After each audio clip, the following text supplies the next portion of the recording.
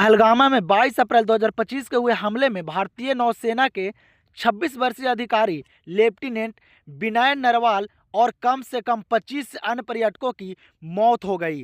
विनय कुमार से जुड़े इस घटना के बारे में जो जानकारी मिली है वह इस प्रकार है। विनय नरवाल जो एक नौसेना थे, हनीमून ट्रिप पे गए थे। लेफ्टिनेंट विनय नरवाल और अपनी पत्नी हिमांशु नरवाल के साथ पहलगामा में हनीमून के लिए गए थे। उन्होंने हाल ही में 16 अप्रैल को शादी की थी और 19 अप्रैल को रिसेप्शन था। वीजा संबंधी समस्याओं के कारण उनके यूरोप में हनीमून की शुरुआत योजना बदल गई थी, जिसके कारण उन्होंने जम्मू और कश्मीर को चुना। स्थान और परिस्थितियों रिपोर्टों के अनुसार दंपति पहलगामा के पास बैसरण के एक स्थानीय पर्यटक स्थल पर रात के खाने के बाद भेलपुरी के आनंद ले रहे थे। घटना उनकी पत्नी के हमले के बाद सामने आई।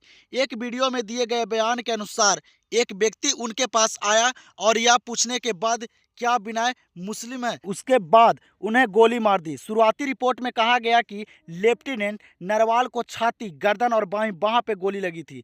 पत्नी की जान बची। हिमांशी नरवाल हमले के बीच गई और घटना के बाद उन्हें सदमे और दुख की परिस्थिति में देखा गया।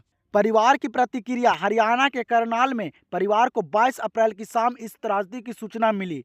उसके बाद शरीर को 23 अप्रैल को दिल्ली लाया गया और फिर अंतिम संस्कार के लिए उनके घर ले जाया गया। हमले में कम से कम 26 लोगों की मौत हो गई, जिनमें ज़्यादातर पर्यटक थे और कई अन्य घायल हो गए। विनय नरवाल का अंतिम संस्कार हो चुका है। केंद्रीय मंत्री मनोहर लाल भी इस दौरान पीड़ित परिवार के साथ अपनी संवेदनाएं दे रहे हैं।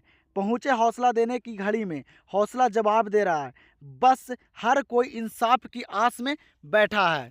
लेफ्टिनेंट विनय नरवाल और अन्य पर्यटकों पर पहलगामा में हुई हमला एक बेहद दुर्घटना है।